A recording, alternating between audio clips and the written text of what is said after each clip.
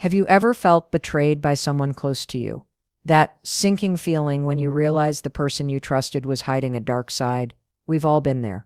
The harsh reality is that sometimes the demons we need to watch out for aren't lurking in shadowy alleyways.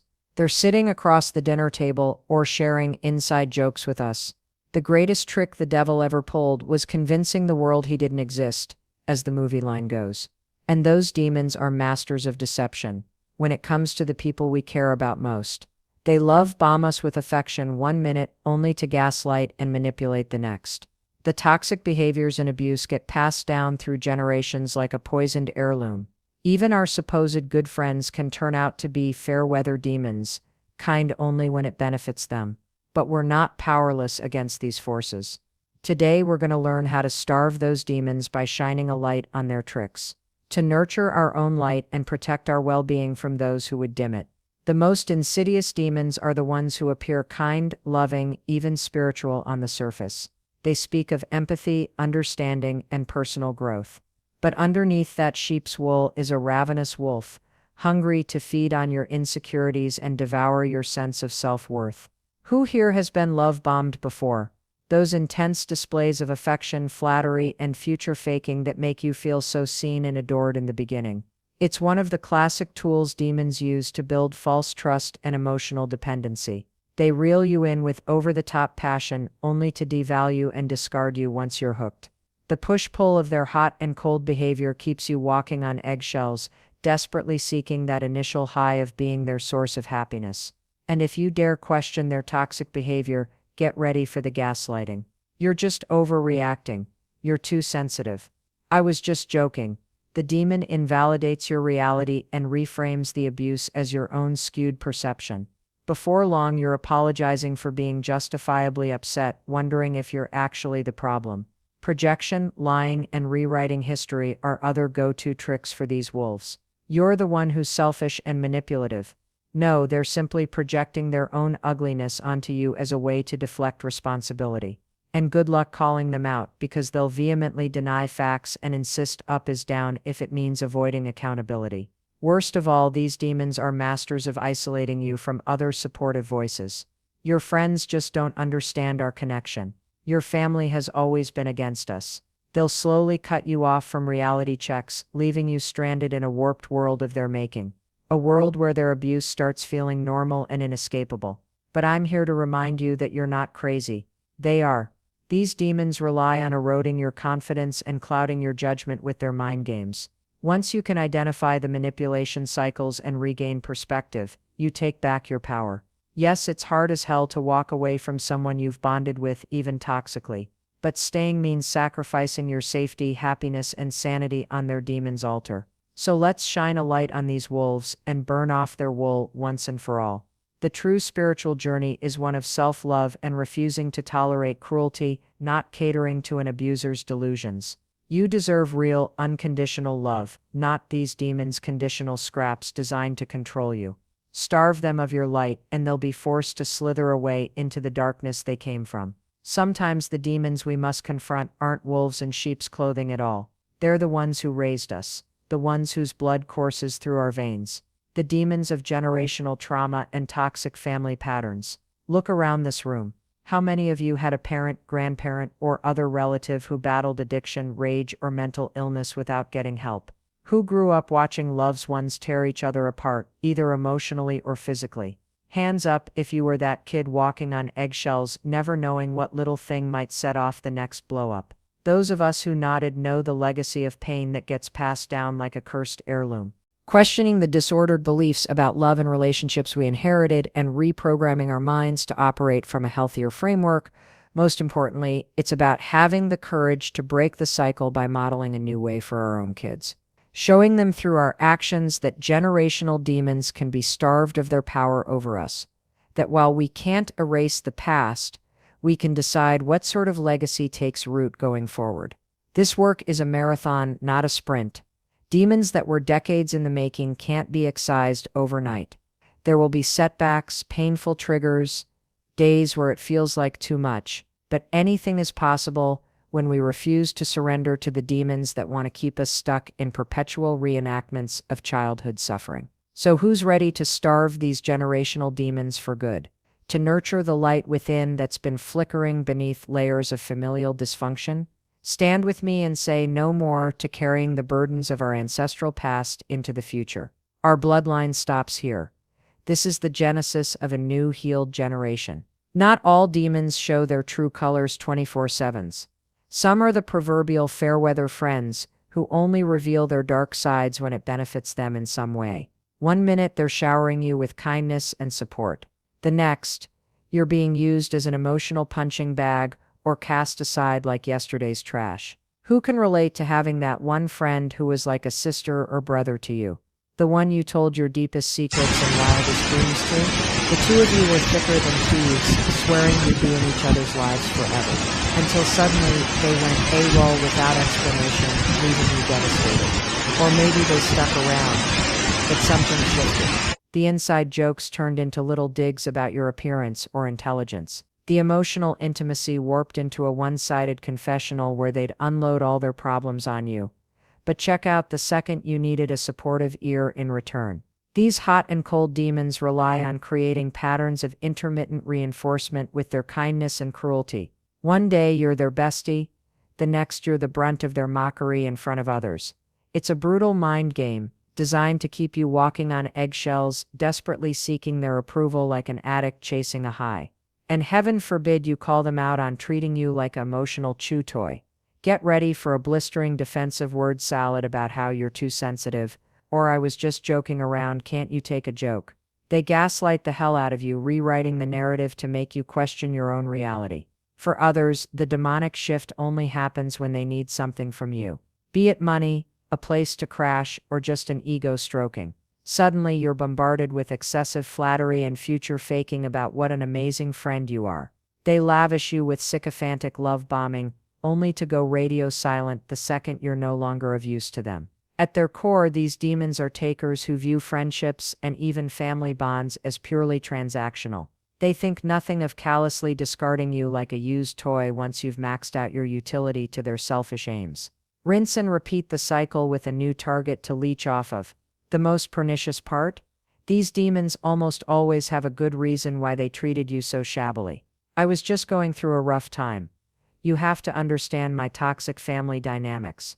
Maybe there's some truth in their justifications, but it doesn't excuse the lack of respect and remorse. Healthy friends don't keep you perpetually walking on eggshells, bracing for the other shoe to drop. They don't use your traumas and insecurities as ammunition against you. And they sure as hell don't treat you like an emotional booty call to be dumped when your usefulness expires. If you're stuck in these draining demonic cycles, I need you to hear me. It's not you, it's them. You're not oversensitive or flawed for expecting basic human decency. Their abusive behavior is a reflection of their own sickness, not your worth. So starve these demons by cutting off their access to your light, your energy, your compassion that they've been voraciously feeding on. Banish them back to the pits they crawled from with your shiny new backbone. It's a tough road, but staying enmeshed in their toxicity means sacrificing your sanity, confidence, and sense of self. Real friends don't keep you addicted to breadcrumb trails of occasional kindness. They show up consistently without emotional expenditure on your part. They celebrate your wins without envy and provide a soft place to fall during your losses. Anything less is demon fodder. So stop making excuses for those who repeatedly fall short of treating you with basic respect and consideration. You deserve real, unconditional love. By now, we've shined a light on the different demonic forces that can lurk within our closest circles, the love bombers, the generational trauma cycles, the fair-weather friends. Pulling back the curtain on their manipulation tactics is the first step in stopping their soul-sucking behaviors. But knowledge alone isn't enough to banish these demons for good. We must also starve them of the fuel they crave, our energy, our attention, our reaction. As long as we keep catering to their dramatic push-pull cycles and giving them a captive audience, they'll keep coming back for more like ravenous addicts. I know how hard it is to go full no contact with toxic family members or deplatform parasitic friends from your life. Believe me, I've been there. Untangling those enmeshed codependent bonds can feel like trying to surgically remove a part of yourself. The guilt and self-doubt creeps in as you wonder, was it really that bad? Maybe I'm overreacting. That's exactly what these demons want you to think. Their whole game is eroding your reality and making you question your sanity, to keep you tethered to their distortion field no matter how unhinged their behavior gets. But I'm asking you to get ferociously unambiguous about what you'll no longer tolerate, to recognize that staying enmeshed in these toxic cycles means sacrificing your sanity, confidence, and sense of self on their demon's altar. There's no working things out or communicating better with these forces. They rely on your energy and engagement to survive. Sometimes that means going nuclear with the no contact or blocking protocols, especially with the more malignant narcissistic types. As painful as it is to grieve those bonds, any attempt at remaining in each other's lives will just turn into an endless raptor attack of emotional bloodletting. For others, it's about instituting firm boundaries and consequences around what behaviors you'll accept.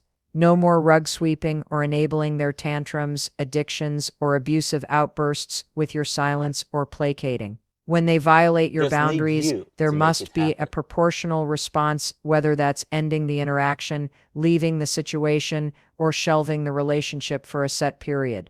Demons rely on us staying trapped in that cycle of hurting us, love bombing us with temporary remorse, and then repeating the cycle ad nauseum. It's tempting to fall for those lame apologies and empty promises to change because we're horrifically bonded to these people. But that redemption arc they're dangling is just the latest carrot on a stick to keep you hooked. The hard truth is that even if these demons eventually do find recovery, it will likely happen without you in their lives for a long while. Your presence keeps them locked in that dynamic of you enabling their toxic coping mechanisms. As cruel as it sounds, you have to leave them to their own devices to truly wake them up.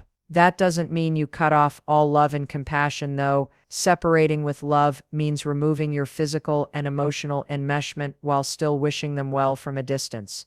Releasing the outcome and realizing their healing can no longer come at the expense of your well-being. Because here's the beautiful flip side to starving the demons: as you seal off their access to your energy and light, you'll slowly begin to feel those vital life forces replenishing within you.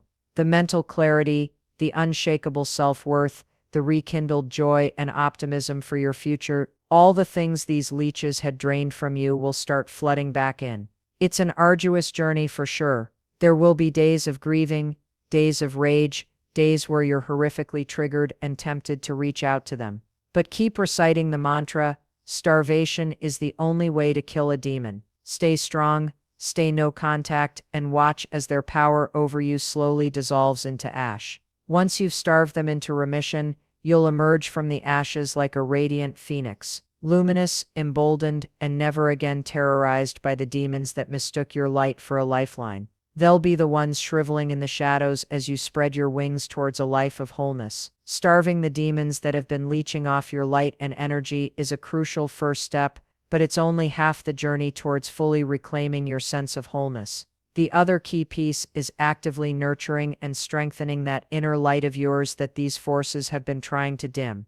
I know from experience how depleting and lonely it can feel in those initial stretches after going no contact with toxic family or purging parasitic friends from your life. The anger, the grief, the constant self-doubt of whether you did the right thing. It's a perfect storm designed to knock you entirely off course from your healing. But I'm here to remind you that pulling those demonic tentacles out of your psyche has already set in motion a revitalizing process within you. With every day of starving them of your energy and attention, you'll start to feel flickers of your old zest for life reigniting. The mental clarity, the unshakable self-worth, the rekindled hope for your future, all the things these forces drained from you will slowly bloom again like a desert flower after rain. The key is not letting yourself slip back into those depleting cycles of rumination and despair. To consciously shift your focus towards nourishing practices that will feed your newly liberated soul. For some, that means finally prioritizing self-care routines you'd neglected while trapped in those toxic cycles, whether it's exercise, meditation,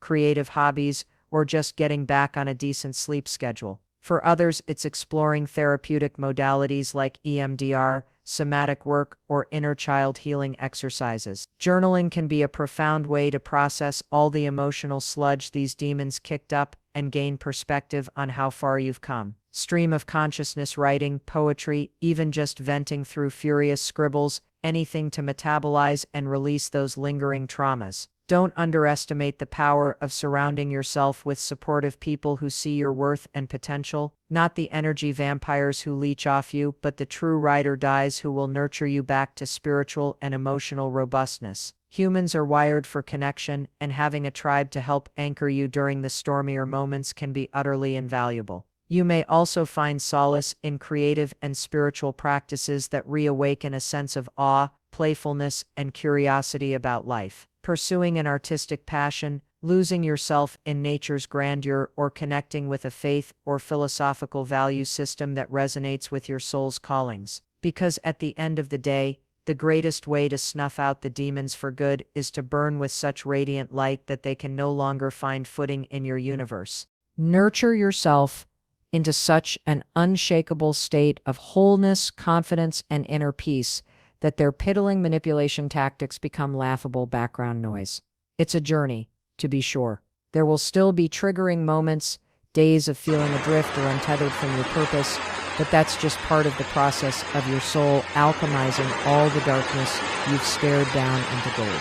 With every demonic trigger you disengage from, every small step of self-nurturing you take, you're forging deeper grooves of healing and integration. So keep watering those seeds of self-love, self-acceptance, and unshakable boundaries that you've planted by starving the demons. Keep basking in the warmth and nourishment of chosen family who see you for the radiant soul you were always meant to be. Keep seeking out the people, passions, and practices that awaken your childlike sense of wonder for this wild and precious life, because as you commit to nurturing that inner light within you, you'll start to glow with such an incandescent force that any demon who tries to dim you will instantly turn to ash. Your brilliance will become a beacon for other lights to find their way towards their own healing and liberation.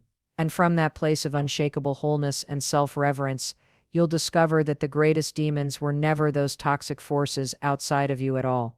They were the limiting beliefs, traumas, and fears you've been carrying that told you you weren't powerful enough or worthy enough to starve them out for good. So let this be the death blast for those old demons of self-doubt. Burn them to ashes with the ferocity of your self-love, and as they wither to dust, allow the radiant soul you were born to be to emerge from the ashes, luminous and reborn.